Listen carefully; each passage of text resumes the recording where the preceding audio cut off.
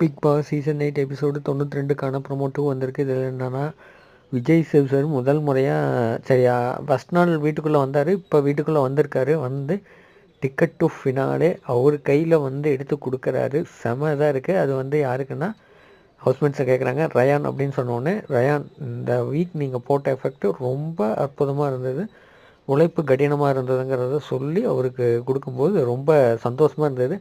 அதே மாதிரி அவர்கிட்ட அவர் பெருமிதமாக என்ன சொன்னார்னா, நான் தான் 24வது கண்டஸ்டண்ட்டாக வந்தாங்க சார், ஃபஸ்ட்டு ஃபைனலிஸ்ட்டாக இருக்குது அப்படிங்கிற மாதிரி சொல்லும்போது அது இன்னும் அவருக்கு ரொம்ப சந்தோஷமாக இருக்குது அப்படிங்கிற மாதிரி ரொம்ப ஃபீல் பண்ணியிருக்காரு. செம்ம சூப்பராக இருக்குது பார்க்குறதுக்கு. எனக்கு தெரிஞ்சு முத்துக்குமரன் தான் டைட்டில் வின்னர் மாதிரி தெரியுது. செம்ம சூப்பராக எபிசோடு போயிட்டுருக்கு.